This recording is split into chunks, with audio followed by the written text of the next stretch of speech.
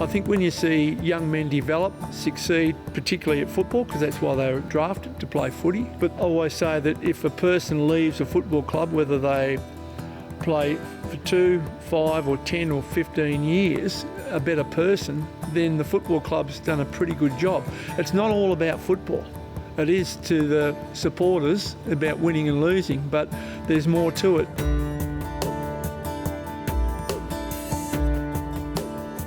I came to Perth Football Club in 1967 as a 17-year-old. There were a lot of good and older men at this club, and I soon went from a boy to a man in a couple of years, and I was lucky enough to play in a 68 premiership. There's a young Perth forward going back to have his kick and throws the 4 points to Perth. And there's the siren.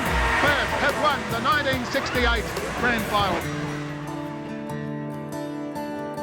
Perth Footy Club was something special to me. Got great memories.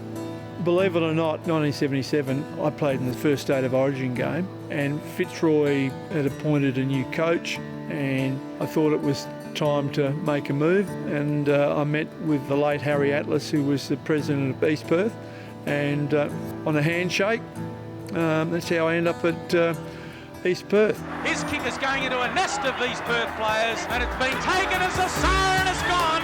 The siren has gone to end the 1978 Grand Final, and look at them. Just ironically, East Perth beat Perth in the Grand Final in 78 by 2 points. I was lucky enough to win the Simpson medal, but you don't go out to prove a point, you just go out to play footy, and end up being a pretty good day. Crowd are roaring because their heroes are up there on the balcony to receive the pennant, receive the cup, and receive the adulation of their fans. There's a shot of Ian Miller. Look at the cup being passed down the line.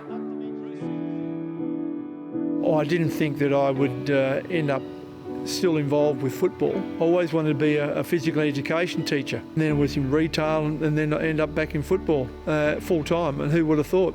Well, my association at West Coast started in January 1990. I got a phone call from then director of West Coast in Murray McHenry, and he said, how would you like to be on the match committee? And I said, well, I've never really thought about it. Can you come up and meet Mick Malthouse? I said, certainly. So I was a selector for the first 3 years on the match committee, and then I was chairman of selectors from 93 to 99. Yeah, so we played in 3 grand finals, 2 premierships and finals for 10 years. It was a pretty good ride. The Eagles are going to win their first leg. A long road to the MCG and his second premiership.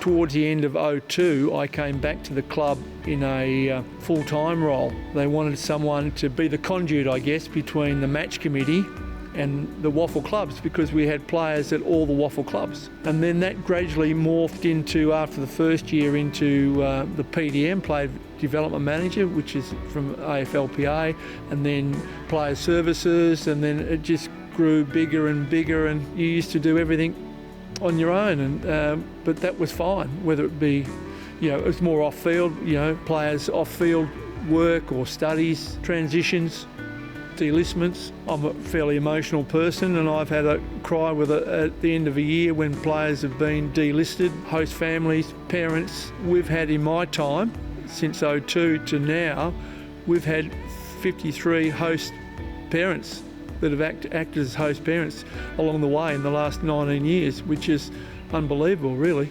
I think I was pretty lucky that the way I was brought up with mum and dad and the football club and at Perth, and then teaching helped me a hell of a lot, and then being involved in a retail business employing a lot of young kids. So you have to build relationships and trust, and that's all I did, was bring that into the footy club in the player services. It's now called Wellbeing. I have a saying that if you get up in the morning and you want to go to work, you've got a pretty good job. So I've been very lucky.